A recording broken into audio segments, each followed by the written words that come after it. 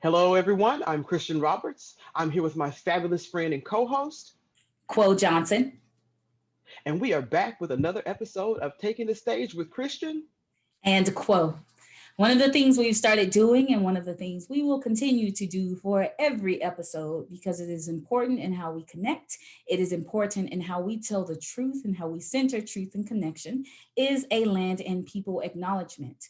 So I do want to take the time right here, right now, in this space to acknowledge that we in Dallas are on stolen land. We are on the land of the Caddo, of the Wichita, and of the Comanche sovereign nations. Nations that faced horrible conditions, nations that faced genocide, that faced policy that allowed for the forceful removal by any means necessary. I also want to take time to acknowledge that we are on stolen land that is built by stolen labor. People were stolen from their homes and brought here to Dallas and enslaved and forced into labor. And through that free and forced labor, we have what we now enjoy as Dallas. But not just Dallas, Dallas is not the only one. The entire nation benefits from enslaved labor and stolen land. So I do want to take this time not to place blame because we have all inherited these conditions, but to allow us the opportunity to center truth, to center connection, and to center the different ways that we can uplift so many different communities and the different ways that we can connect to heal the harm and to move forward together. So I thank you for joining me in this land and people acknowledgement. And we want to thank you all for joining us once again. We could not do this without you, your support, your continued question asking, your continued encouragement. Is very helpful week after week as we return to you with different episodes and different topics, sometimes that are very heavy. We also want to of course, as always, give a shout out to our boy, David Lomeli. Hey, David. We know that TDO Network was his brainchild, and we appreciate the opportunity. So let's get into it. Yeah. So today we are going to talk about truth and uplifting truth. Um, and I think Quo titled this episode aptly in the fact that she titled it "Uplifting Truth." We have a problem, and we have a problem in this country. Um, let's get into it a little bit, Quo. Let's talk about, because we always say on this show, you say it all the time, that we center truth. Yeah. As uncomfortable as that truth may be, as difficult as it may be able to have to face, for folks to Right. have to face, particularly as it relates to the origins of this country, Yeah. that we still must center it. And as a person who is a studier of history and music history and different types of history, I understand that. And I understand that the whole truth um, about this country has not been told, Right. and its origin. And it's hard for people to contend with that truth because it seems that it makes it hard for people to want to face themselves. And it's difficult. And I understand that. But we've had some events that happened recently that have made, once again, brought us back to this place of people asking the question, how can this be? How can this be? I mean, it is what it is, but that's what happened. And the same thing came up when George Floyd, Mm-hmm. whose life was snuffed out before our very eyes in 8 minutes and 46 seconds. Mm-hmm. And here we are, some months later, um, having the same conversation and the shock that comes along with it, and the cries of "This is not who we are." Let's talk about it. Yes, let's talk about it. Let's. So, when we say center truth, this is making sure that at the core of the conversations that we're having, at the core of us processing all these different emotions, learning these different things, that we are centering truth. And that when we center it, we're not burying it, we're uplifting truth. The truth is, this is who we are. The more we continue to tell ourselves that this is not who we are as a nation, and that this is who we are, that is at the center of who we are. This is how we became who we are. We do a land and people acknowledgement at the beginning of every episode because these things actually took place. We do so that those things can be spoken, so that we are mindful of what it means to be on stolen land, so that we are mindful of what it means to benefit from stolen labor, so that we are mindful that those things are not in the past, but they very much still affect us to this day. So, as we go through the process of understanding who we are, it requires that we center truth. And the truth of the siege on the Capitol, because that's what happened, comes from this very different dynamic in the ways in which people can exist and live and have autonomy and protection of their bodies compared to others in this nation. So, in uplifting truth, we are on stolen land. In uplifting truth, we benefit from stolen labor, and those two things, as a lot of people call it, the double genocide, right, the original sins of our nation, allowed us to be where we are today in every aspect, in all of the beautiful ways that we connect, in the ways that we have so many different cultures represented here in this nation, but also in the ways in which nonsense takes place. We are building on and benefiting from an illogical system. So we want to make sure that we're uplifting truth. This is who we are. They're kids in cages. This is who we are, It's not and the first time they've been in cages. not the first time they've been in cages, not the first time they've been separated from their families, not the first time that people have been legally separated, even as we call to the adoption agencies and the boarding schools that Hmm. went through our Native American and American Indian communities, right? And that was not that long ago. So when we say this is not who we are, it is important that we examine who is we, Yeah. because we the people also meant something different. So apparently we mean something different right now. Yes. Yep. We the people also meant something different, because I would not have been counted in the we the people. Not even So close. we want to be mindful. Now I say we, as all of us collective we, of what it means to uplift truth and what it means to center truth, and then to center our own accountability in this, right? We have a problem. We have always had a problem. It is not a problem that just sprang up 4 years ago. We have had a problem since the formation of this nation. And so, in order for us to move forward, in order for us to move into a space where we truly honor one another, it's necessary that we be accountable for the things that we do, that we be accountable for the ways in which we close our eyes to the suffering of others, to the lived experiences of others. Because, as I've said very frequently, especially in the past couple of weeks, BIPOC communities have been talking about this since forever. Tried to tell you. Centuries of people saying this is not fair, this is wrong. This mob walked into this place and destroyed everything and then just kept going. It has happened. It has happened before. And so, as we take time to process, I also encourage everyone to be mindful of what it means to be shocked. It's surreal in a way, absolutely, and we do have to process that. But to come to me and say, "Oh, I'm in disbelief. I'm so shocked. I had no idea." A man had someone's knee on his neck for 8 minutes and 46 seconds. A woman, Breonna Taylor, we'll say their names, right? Breonna Hmm. Taylor was asleep, but you're shocked. So we want to be mindful of what it means, right? With Standing Rock, we have all these kids in cages. We have all these things that are Hmm. happening right here in our eyes, all these stories as we pull back to the arts, as we pull back to opera, all these stories that's taking place right here and there. But similar to the way we value stories in opera, it seems that we're having that same effect in valuing people's lived experiences, and that they're Yes. not valuable until you deem them valuable. They are Yes. not real, and they are not worthy of being shared and being placed at the forefront until you deem them so. And that's problematic.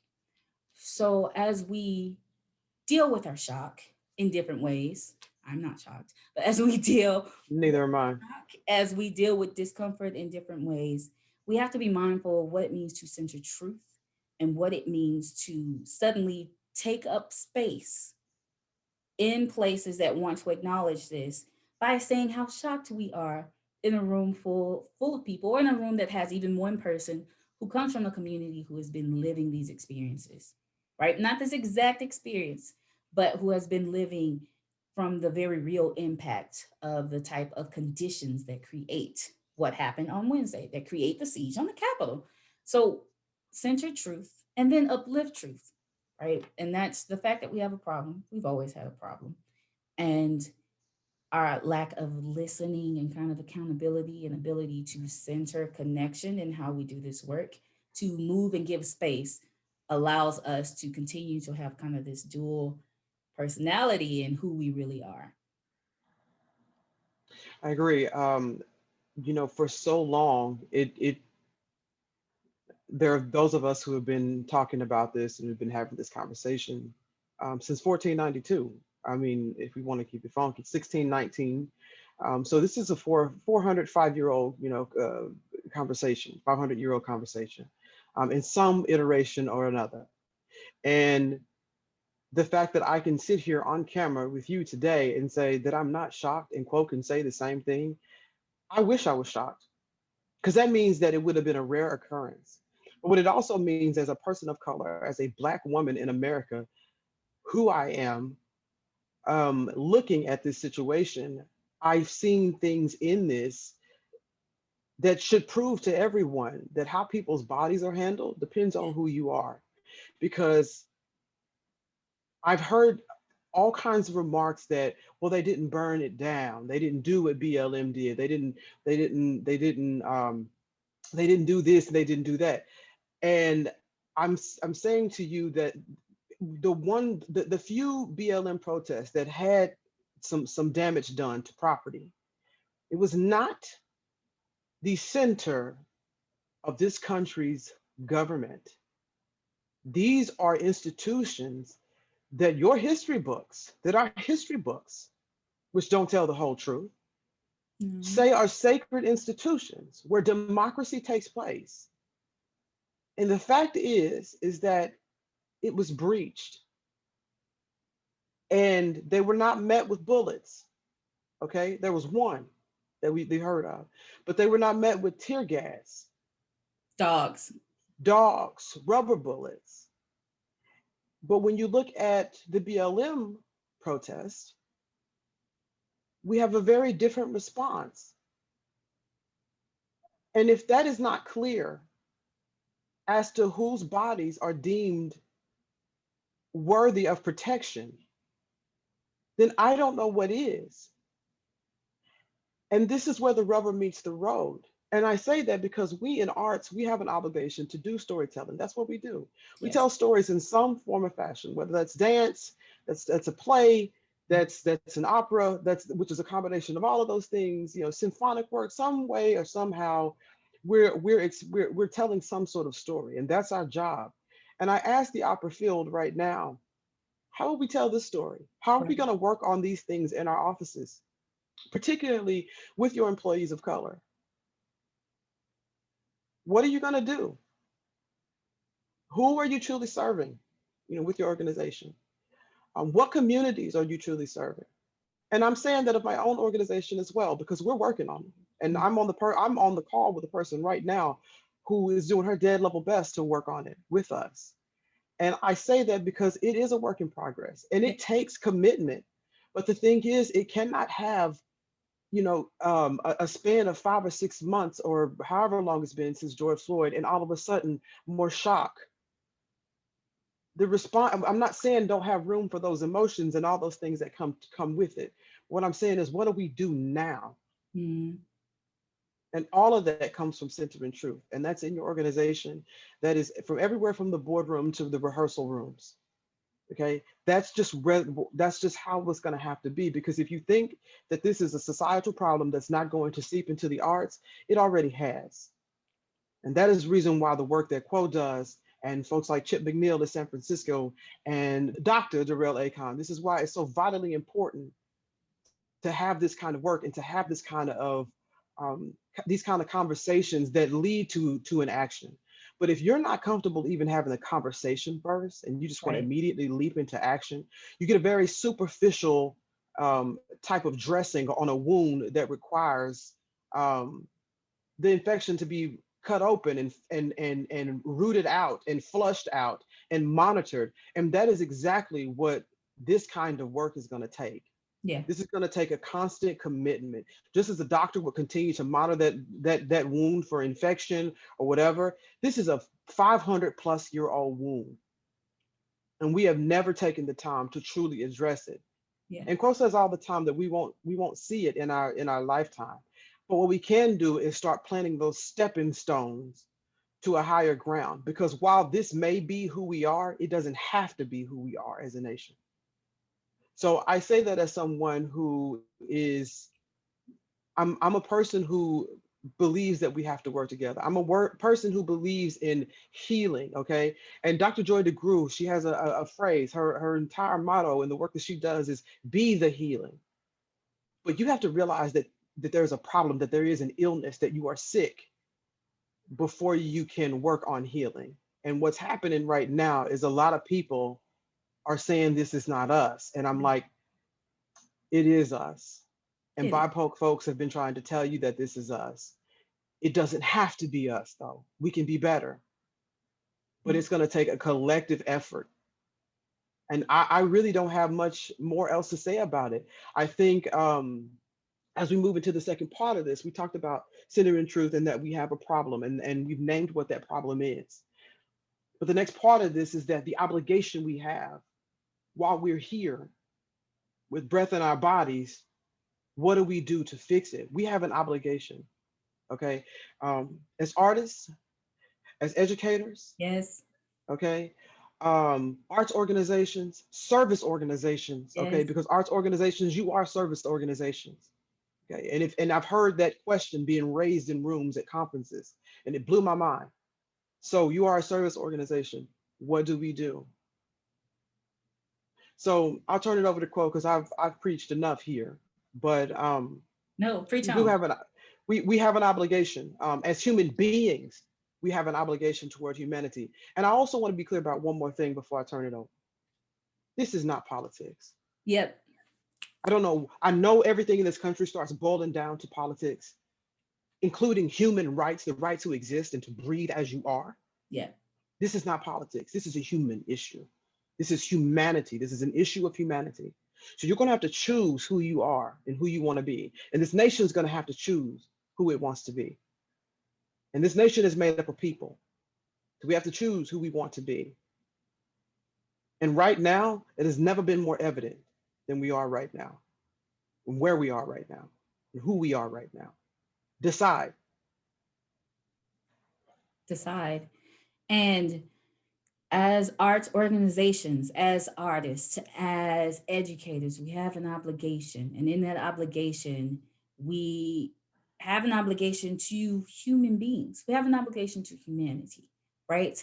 Our art, our organizations, they are just vessels, they are vehicles. But at the end of the day, as Christian said, this is not a political issue. Whether or not my life matters is not a political issue, and in truth, to steer it toward a political issue is just an excuse to not have to face the ways in which some of us have more privilege than others, or the fact that we are willing to allow others to suffer so that we can continue to keep our own sense of comfort, no matter how poisonous it is. So, in this, save the shock or keep the shock, right? Keep the shock, process it on your own Mhm. or process it in a way that is healthy. But no longer is there space for people to find coping mechanisms at the expense of other people who have to live these experiences. Come on, No longer is it acceptable to assume that the person of color is going to save all the problems in the organization, or that the preach. white person is going to save all the problems in the organization, or that all the problems lie outside of the organization and not within. This is a call for everyone to truly sit with yourself and contemplate and do some examination, right? Examine thyself and to see how we as individuals are contributing to the issue, because in some ways we are. We're all in this system, but then how we as organizations, as educators, are contributing to the issue. We have an obligation so that people truly see what the truth is. How can you share truth if you don't know truth? Right? So we want to be mindful of that as well. How can you share connection if you don't know and value connection? So as we center the things that are necessary for us to move forward in this, not move beyond it because people are already starting to do so. It's like, whoa, that was wild.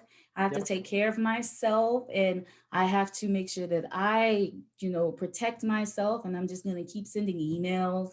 I'm just going to pretend like nothing happened. All different steps of the process. Yes, true. I want you to add an equitable lens to that. What does it mean for the person who's not able to simply just step away?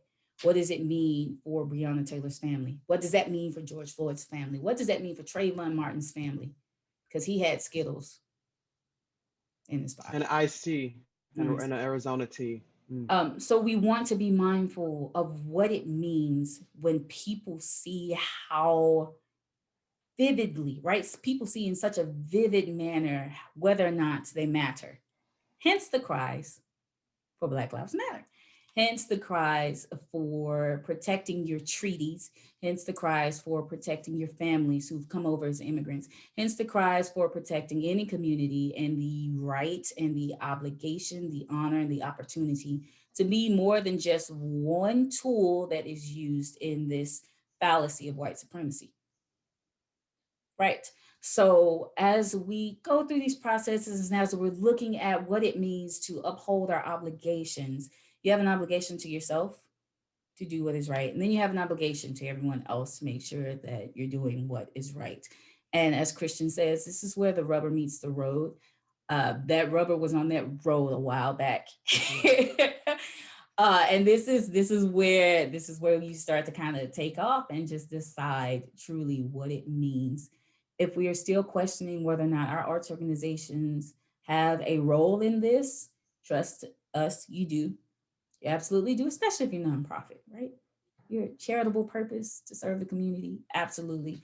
And then in what it means for us to be about people, especially as opera organizations, and we're in the business of storytelling, we're in the business of connecting through human stories. What does it mean when you don't value human lives? What does it mean when you don't value the lives of those you're wanting in your audiences, the lives of those you're wanting on your stages, the lives of those you're wanting to continue to feed into and support and benefit from your organization? We're here for real questions. And in these real questions, you have to uplift truth. We have to step aside from all of the discomfort, from the ways that we get to protect ourselves and be uncomfortable in one situation, right? This is what it means to be systemic. We're uncomfortable in one situation, but it's okay because when we leave that situation, we'll be able to go somewhere else where we're supported, where Mhm. our thoughts are valued, where I don't have to worry about getting a higher interest rate, or where I don't have to worry about whether or not my health is in concern because I don't look like people of color, or because I don't look this way, or because I don't speak this way, I don't have an accent.